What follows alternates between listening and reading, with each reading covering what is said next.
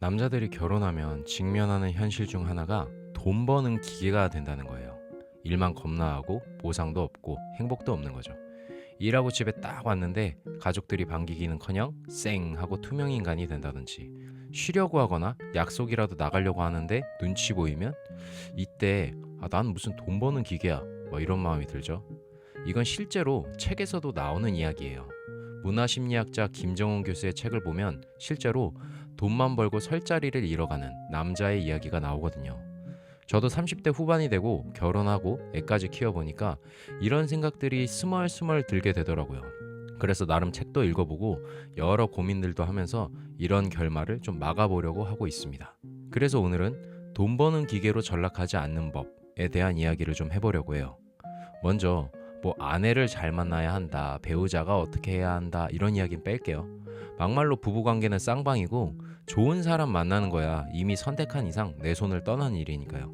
저는 당장 할 수 있는 실효성 있는 것 위주로 말씀드려 보려고 해요. 오늘 말씀드릴 것은 관계와 개인 두 가지 측면인데요. 아이가 없거나 생각이 없으신 분들은 관계 파트는 건너뛰어도 될 것 같습니다. 아래 댓글로 건너뛴 부분 타임라인 남겨놓을게요. 자, 먼저 관계는 자녀와의 관계를 말합니다. 앞서 말씀드렸듯이 배우자와의 관계는 쌍방이라 빼겠습니다. 제가 애를 키우면서 느끼는 건 아이와의 관계는 마일리지다 라는 거예요. 직접 얼굴을 보고 시간을 쌓아가야 하는 일이죠. 꾸준하고 오랜 시간이요. 아이랑 어릴 때부터 관계 마일리지를 잘 안 쌓아 놓으면 그냥 아빠는 불편한 존재가 되는 것 같아요. 그럼 이제 퇴근하고 얼굴만 쏙 내민다든지 아빠가 거실에 있으면 안 가는 거죠. 전 이거 솔직히 말하면 아이 잘못이 진짜 1도 없다고 생각합니다. TV에서 보면 무슨 가족을 위해 헌신하고 외면받는 아빠 이런 프레임을 만들고 그러는데, 헌신하는 것은 정말 고귀하고 대단한 거지만 자녀와의 관계는 별개라고 생각하거든요. 냉정한 현실부터 말하자면 어린 아기 입장에서 아빠가 열심히 일을 하든 안 하든 알아줄 이유가 없잖아요. 그냥 나랑 잘 놀아주냐 안 놀아주냐가 중요하죠. 솔직히 아기가 아빠의 헌신을 알아주길 바라는 것도 욕심이고요. 아내가 아무리 현명하고 남편을 존중해도 아이와의 관계를 만들어줄 수는 없어요. 기껏해야 안 싫어하게 하는 정도죠. 그래서 우리만 봐도 아빠가 싫지 않아도 불편한 사람이 99%죠. 집에 딱 와도 엄마가 있으면 그냥 이러는데 아빠가 딱 있으면 이러죠. 나이 먹어도 마찬가지예요. 머리로는 참 감사하고 고생하신 거 알아도 같이 보낸 시간도 없고 유대감도 없으니까 마음이랑 몸이 안 움직여요. 억텐으로 살가운 척 해봤자 5분도 안 가고요. 도망이나 안 가면 다행이죠. 그래서 애가 어릴 때 퇴근하면 나를 위해서라도 육아 전선에 조금이라도 들어가는 게 맞는 것 같습니다. 물론 일하고 육아까지 한다면 억울하다 하시는 분들도 계실 텐데 아이랑 관계를 생각하면 그게 맞는 것 같아요. 주말이 됐든 하루에 2, 30분이 됐든 어떻게 해서든 직접 몸으로 시간을 보내야 하는 것 같습니다. 이게 또 중요한 이유가 아이랑 시간이 쌓여야 아이에 대한 스토리가 쌓이거든요. 이게 뭔 말이냐면 우리가 드라마나 영화 볼 때 프리퀄도 보고 리뷰도 찾아보고 하잖아요. 그래야 주인공의 행동이 이해가 되고 스토리도 이해가 되죠. 아이랑 시간을 안 보내면, 그래서 아이에 대한 스토리가 안 쌓이면 아이의 행동을 이해를 못해요. 외벌이라 치고 맨날 보는 엄마도 이해가 잘 안 되는데 아빠는 오죽하겠냐고요. 그럼 가뜩이나 시간도 못 보내는데 어쩌다 한번 만나면 맨날 지적하고 화만 내는 거죠. 그럼 계속 아이랑은 어긋납니다. 그럼 이제 전형적인 투명인간 아빠. 아빠 왔다 하면 빼꼼 내다보고 인사라도 하면 다행이죠. 그냥 문 닫아버리고 일상에서 말 한마디 안 걸고 아빠 반경 3m 내로 접근 아예 안 하는 그런 집이 되는 거죠. 불편하니까요. 나이 든 자녀의 행동은 어릴 때 자녀 관계의 결과물인 것 같습니다.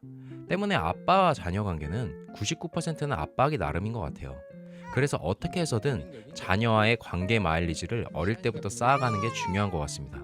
자녀에 대한 공부도 해야 되고요. 다음은 개인인데요. 솔직히 말하면 자녀와의 관계가 아무리 좋아도 결론적으로 나는 투명인간이 되어갈 수밖에 없어요. 왜냐면 자녀도 결국 독립적인 성인이 되니까요. 관계가 좋아도 멀어질 수밖에 없고 그게 정상이죠. 뭐 아내도 이제 나이가 들면 자기 생활이 점점 더 강해지고요. 결국 가족을 위해서 열심히 일한 나에게 보상을 주는 존재는 나뿐입니다. 혼자서도 잘 놀아야 되죠. 그런데 혼자서 노는 방법을 모르는 사람들이 참 많은 것 같아요. 제 친구들만 봐도 노는 방법을 술, 뭐 주말에 축구 이 정도밖에 툴이 없는 애들이 많아요. 그니까 무슨 호날두도 아니고 주말에 축구는 건드리지 마라 뭐 와이프한테 이러고 있는 거죠. 문화심리학자 김정은 교수 책을 보면 노는 법도 연습이 필요하다고 합니다. 실제로도 팩트죠. 다들 노는 거 정말 쉽게 생각하시는 경우가 많은데 노는 게 생각보다 진짜 어렵습니다. 다양한 노는 방법을 체험해보지 않으면 나이 먹고 어떻게 되냐면 조금만 제한이 생겨도 할 게 없게 돼요. 뭐 쉬는 요일이 매주 바뀐다든지 휴식 시간이 일정치 않다든지 아니면 돈이 없다든지 그럼 그냥 혼자서 집에서 TV나 쇼츠밖에 할 게 없거든요. 실제로 지금 당장 쉬어 이러면 막상 할 거 없는 사람들이 태반입니다. 근데 잘 아시다시피 살다 보면 내가 진짜 원할 때 쉬지 못하는 경우가 많잖아요. 뭐 돈이 없어서든 시간이 없어서든 눈치 보이든 휴식에 정말 많은 제한이 생기죠. 뭐 일만 하느라 노는 법을 못 배웠다라고 하면서 집에서 TV만 보고 쇼츠만 하기엔 열심히 가족을 위해 헌신한 나에게 너무 가혹한 보상일 수도 있다는 생각이 들어요. 그래서 젊을 때일수록 잘 노는 연습이 필요한 것 같습니다.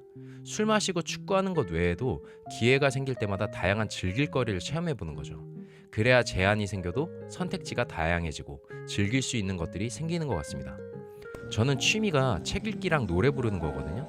평소엔 버스킹 동호회도 뭐 나가고 그러는데 정기적으로 어딜 나가는 게 쉽지 않으면 그땐 코인 노래방을 가요. 근데 웃긴 게 코인 노래방도 못 갈 때가 있거든요. 그래서 그 꽃갈 같은 걸 하나 샀습니다. 사진으로 보여드릴 건데 이거 입에 끼고 부르면 소음 하나 없이 집에서 노래를 즐길 수 있습니다. 뭐 너무 시간이 늦거나 이러면 책 읽으면 되는 거고요. 그리고 이렇게 취미가 존재하면 유튜브를 봐도 쇼츠 말고 재밌게 볼 수 있는 것들이 정말 많거든요. 그리고 전 어릴 때부터 동호회 활동을 좀 많이 해서 그런지 막상 또 놀고 싶으면 새로운 취미를 찾는 것도 되게 수월해진 상태입니다.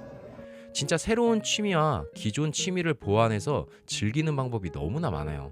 또 시간과 장소에 제약 없는 취미도 많고요. 조금만 연습해두면 누구나 다양한 놀거리를 혼자서 재밌게 즐길 수 있습니다. 그리고 만약 내가 뭐를 할지 도저히 안 떠오른다고 하신다면 방법은 하나밖에 없어요. 그냥 아무거나 시작하셔야 됩니다. 우리의 뇌는 재료가 있어야 생각이 떠오른다고 해요. 그냥 아이디어가 무에서 유처럼 떠오르지 않는 거죠. 그래서 그냥 동호회 어플이든 인터넷이든 눈에 띄는 거 있으면 그냥 깔고 아무거나 일단 나가보시면 됩니다. 만화책이라도 사서 읽어보시면 되고요.